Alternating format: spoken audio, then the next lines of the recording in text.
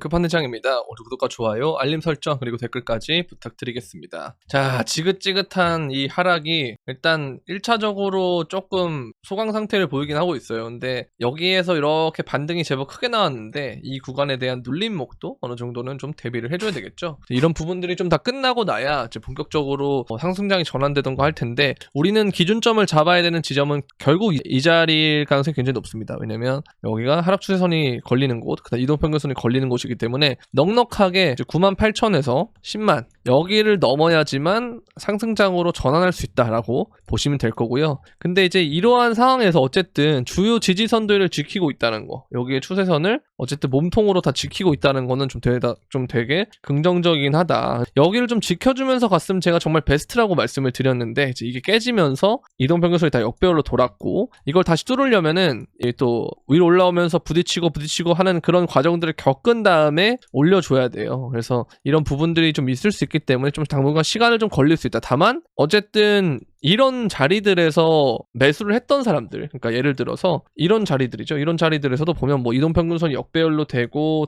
한 상태에서 계속 꾸준하게 매수를 했던 사람이 결국 이 상황에서 빛을 보는 거고요. 그 다음에 또 이 이전에도 마찬가지죠. 이런 상황들에서 매수를 한 사람들이 다 이후에 빛을 본다는 거. 그래서 시장에서 겁이 나고 하는 사람들은, 사실 떠난 사람들은 이제 다 떠났다고 보고요. 이제는 안 떠난 사람들, 그러니까 남아있는 사람들 중에서 시장에 대해서 긍정적이지만 그래도 좀 불안함이 큰 분들이 남았다고 생각을 하는데, 이제 그런 분들만 남았기 때문에 오히려 지금은 올라도 사람들이 아마 분할 매도를 생각을 할 거예요. 분할 매도를 생각을 할 거고, 아니면 올라갔다 다시 내려왔던 그 경험들 때문에, 저항을 계속 맞으면서 내려왔던 그 경험들 때문에 올라가도 사실 매수 버튼에 손이 가지 않는 그런 형태가 될 겁니다. 그럼 실질적으로 우리가 저항이라는 것이 있기는 한데 이게 또 생각보다 그렇게 강하지 않을 수 있어요. 왜냐면 신규 매수세가 없고, 그리고 호가 자체도 올라오면 던질 생각만 하거나 아니면 그냥 이제 존버한 상태로 시장을 떠난 사람들, 그런 사람들은 이제 뭐 여기서 패닉셀 나올 거 다 나왔고,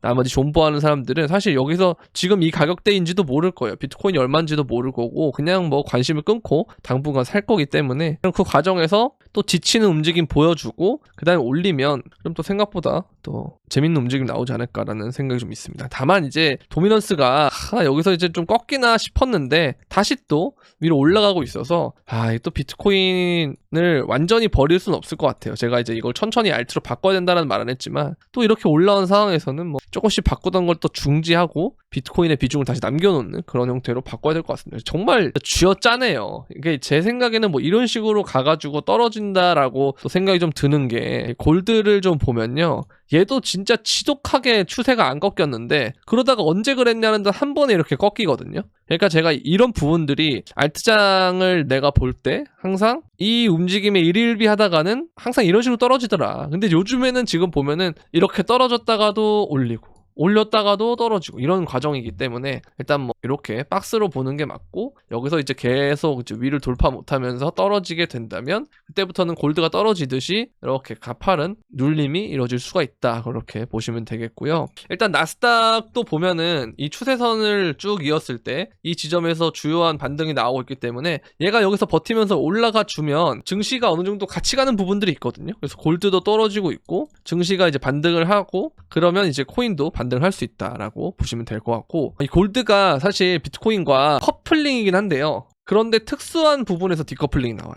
그러니까 같이 오를 때가 있고, 골드가 먼저 오르고 그 다음에 떨어질 때 크립토가 반등이 크게 나올 때가 있거든요. 이때가 언제냐, 그때 보면 10월 31일인데 이때부터 교묘하게, 우리 그때 아시죠? 트럼프 대선 되고 그 다음부터 한동안 계속 올랐잖아요. 근데 그동안 골드는 계속 떨어졌단 말이에요. 11월 15일까지. 그럼 그동안 크립토는 많이 올랐고, 그래서 특정한 지점쯤에 먼저 골드가 떨어지면서 선제적인 움직임 보여주고, 그 다음에 그때 크립토가 이걸 메꾸면서 올라가는 그런 상황이 생긴다. 그래서 이번에도 골드가 먼저 올라줬고 이때 크립토가 마지막에 지지부진했죠. 근데 골드가 떨어지는 상황에서 크립토가 이걸 좀 따라가주면, 이때 움직임을 따라가주면 좋을 것 같다라는 생각을 좀 하고 있습니다. 그래서 아직까지 여러분들 포기할 때는 아니라고 생각을 하고요. 포기할 거라면 제가 항상 말씀드렸죠. 이때도 마찬가지고 이때도 마찬가지고 이때도 마찬가지고 계속 말씀드렸던 게, 하루라도 빨리 시장을 떠나는 게 이득이다라는 말씀을 드린 거고, 떠났다면 나중에 이제 만약에 이런 움직임이 나온다, 그럼 그때 여러분들이 다시는 들어오면 안 된다. 왜? 그러면 이때랑 똑같은 상황이 되기 때문에.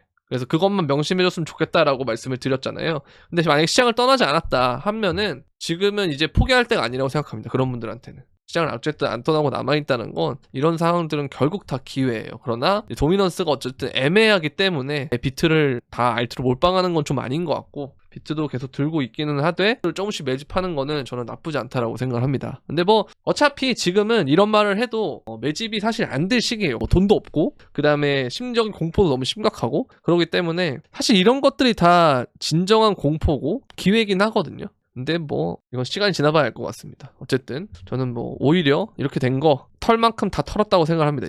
이제는 털만큼 다 털었고 천천히 계단식으로 오르게 된다면 많은 사람들이 겁을 내면서 많이 매수를 못할 것이다 라고 생각을 하고요. 이때가 저는 좀 비슷하다고 생각이 드는 게 뭐 이때도 볼 수도 있겠지만 사실 좀 더 비슷하다고 생각되는 영역은 사실 이때 코로나 때와 좀 비슷하지 않나. 좀 생각 없이 뜬금없는 하락이 좀 컸거든요. 물론 뭐 갭을 채웠네 만에 하지만 CME 갭도 애매한 게 원래 CME 갭을 우리가 채울 때는요. 원래 이걸 채울 때 사실 이 끝까지 다 채워요. 원래 여기를. 좀 덜 채웠잖아요. 근데 이제 다른 것들을 보잖아요. 그럼 딱 여기 보면 이렇게 딱 채우고요. 여기도 이제 갭이 생겼는데 이것도 채울 때 여기까지 딱 채우거든요. 그죠? 그래서 갭이라는 걸 보통 채울 때는 이 끝까지 다 채우는 그런 과정들이 있는데 얘는 조금 어정쩡하게 채웠다. 그런 부분들이 좀 있고 이제 그렇다는 건 결국 요 위에 또 채우러 가야 되는 거 아닌가라는 생각이 좀 있습니다. 그래서 빠르게 갭을 채우러 갔으면 좋겠다라는 생각이 있고 어쨌든 그 과정에서 얘가 좀 떨어졌으면 좋겠는데 이게 좀 아쉽긴 합니다. 그러나 어쨌든 도미넌스가 이런 식으로 오르는 상태에서 비트가 회복을 하는데도 도미넌스가 이렇게 된다. 그럼 결국 어쨌든 전체 시총 자체는 오른 상태에서 비트의 지분율 자체가 높아지는 거기 때문에 이게 나중에 알트장으로 오면 더 큰 알트장으로 올 수가 있겠죠. 그래서 여러분들 포기하지 마시고 어차피 떠날 사람은 다 떠났으니까 그쵸? 그러니까 저는 정말 이제 원하는 게 2017년도 그렇고 2021년도 그렇고 정말 지나가는 모든 사람들이 코인을 할 때가 정말 고점이라고 생각을 하는데 이거는 오히려 뭐 기관들이 몰리고 있고 이러니까 아직 그 리테일의 불장이 안 오지 않았나라는 생각을 해요. 물론 뭐 밈코인 장이라든지 뭐 리플의 상승, 뭐 파이코인 뭐 등등 이런 애들을 보면 뭐 그럴 수 있다고는 생각을 하는데 뭐 상승장이 왔다라고 생각할 수는 있는데 여러분들이 아시다시피 그런 우리 2017년과 21년과 같은 그런 장은 솔직히 아니었잖아요 지금이. 그래서 그런 게 저는 한 번은 와야 된다고 생각을 하고 이번 시즌이 끝나면 아마 저는 알트에 대해서 굉장히 비관적으로 볼 것 같거든요. 계속. 그렇다는 건 반대로 사람들이 알트에 대해서 엄청나게 많이 들어갈 만한 그런 불장을 만들어줘야 되지 않나라는 생각을 일단 하고 있습니다. 그래서 저는 뭐 여전히 알트장에 대한 긍정적인 부분이 있고 근데 뭐 제가 말이 정답이 아니니까요. 그게 아니라고 생각하시는 분들은 사실 비트코인만 보셔도 된다는 거죠.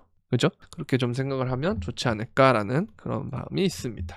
자, 결국 이제 선물거래소 역시 은펀비가 발생을 했는데요. 은펀비를 보면 이후에 굉장히 어쨌든 뭐 이 움직임의 변동성이 심했지만 그 다음에 좀 강한 움직임들이 나오곤 해요. 마찬가지로 은펀비가 나오고 난 다음에 강한 움직임이 나오고 이때도 은펀비가 나왔다. 근데 이제 은펀비가 연속적으로 더 뜰 수 있기 때문에 그런 것들은 조금 조심해야 될 건 같지만 근데 너무 많이 털어내서 사실 이거는 이제는 스퀴즈를 좀 내려 올라가야 되는 게 아닌가라고 할 정도로 너무 털었어요. 이제 그런 부분들이 있고 그리고 이제 3월달이 됐잖아요. 그리고 다행인 게 여기 밑에서 마감이 됐으면 솔직히 진짜 빡셀 수 있었는데 그게 아니기 때문에 저는 괜찮다고 생각합니다. 그래서 우리가 여기서 약 한 8개월 정도?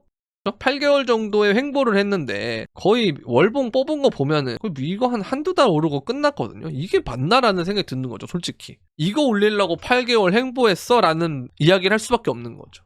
자, 그렇다는 건 여기서도 8개월을 횡보시켰고 찔끔 올랐다가 또 빠졌다는 건 나중에 여기서 또 개미 털었고 여기서도 개미 털었고 그러면 본격적으로 올릴 때 과연 어디까지 얘가 올릴 생각인 건지 모르겠다는 거예요. 근데 또 심지어 이 시점에 이제 저점 부분에서 기가 막히게 뭐가 나왔냐면 블랙록이 이제 ETF를 처음으로 본인들의 포트폴리오에 추가를 했다는 거예요. 그죠?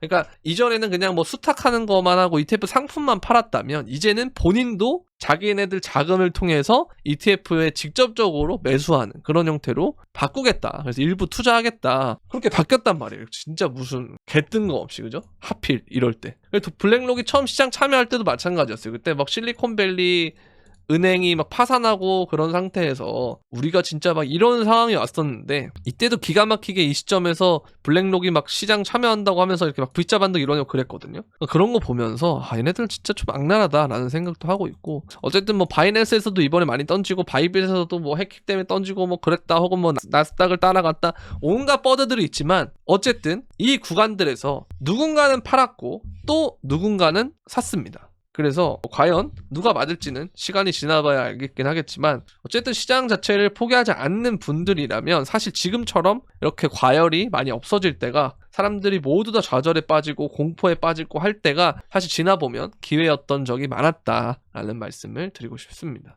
아시겠죠? 이때도 뭐 거의 절망이었잖아요. 근데 절망이 결국 지나고 보면 기회였던 상황들이 많았다. 오히려 사람들이 환호할 때 안 좋은 것이다. 그러니까 이게 제가 여러분들 그 영상에서 브리핑도 그렇고요, 이 선을 예전에 그어놨었어요. 이거 돌파할 때도 그렇고, 이거 완전히 여기에서 종가 마감으로 뚫어내야 되는데 못 뚫어서 좀 불안하다. 근데 그걸 아직도 못 뚫잖아요.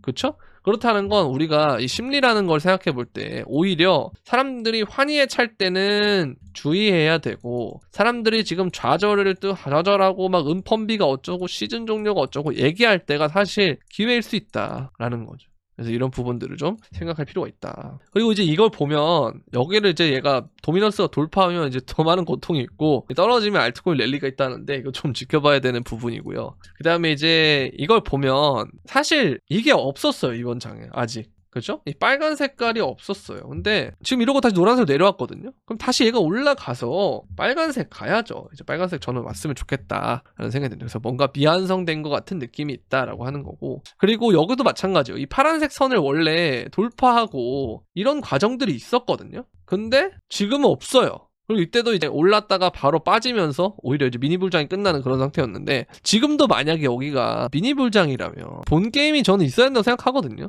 본 게임이. 그래서 이게 저는 좀 기다려진다라는 말씀을 드리고 싶고, 그리고 이제 이걸 보면 글로벌 통화 공급량이랑 비트코인인데, 이걸 보시면 이제 통화 공급량의 움직임에 따라서 그쵸? 비트가 후행을 좀 하더라. 그죠? 그래서 얘가 지금 어쨌든 통화 공급량이 빠지면서 비트도 같이 빠졌는데, 얘가 그러고 난 다음에 이제 횡보를 해요. 횡보를 하고 그 다음 올라간단 말이죠. 그럼 이제 얘도 어느 정도 횡보를 한 다음에 또 올라가면 비슷한 움직임을 따라가지 않겠느냐라는 그런 얘기를 하고 있는 거고요. 어쨌든 단기 보유자들은 지난 96시간 동안 그쵸? 35,000개의 비트코인을 매수를 하고 있고, 그 다음에 ETF도 순유출이 많이 일어나긴 하지만 순유출이 일어난 다음에 그죠? 또 좋은 시그널도 있었어요. 유출이 이렇게 일어난 상태에서 지나고 보면 바닥을 형성하는 경우도 좀 많았다, 그렇게 보시면 될 것 같고, 근데 조금 안타까운 건 얘가 좀 더 가야 되는데 스테이블 코인의 전체 이제 유동성이 조금 요번에 좀 소각이 된 것 같아요. 그래서 이게 좀 더 늘어나가지고 올라가면 더 좋은데 이게 좀 아쉽다. 그래서 뭐 어쨌든 우리가 누군가는 떠납니다. 고래가 다 같은 고래가 아니고 더 큰 고래가 있고 작은 고래가 있고 하니까 누군가는 떠나고 누군가는 들어오는데, 어쨌든 뭐 블랙록의 의중이라든지 아니면 뭐 바이낸스에서 갑자기 뭐 지지선이 생긴다든지 그런 것들 좀 보고, 그리고 중국에서 유동성이 좀 풀리는 것도 보면 어쨌든 정말 큰 플레이어들은 이 시장을 좀 기회로 보지 않았나? 그런 생각이 좀 들기 때문에 많은 개미들이 좌절을 할 때 우리는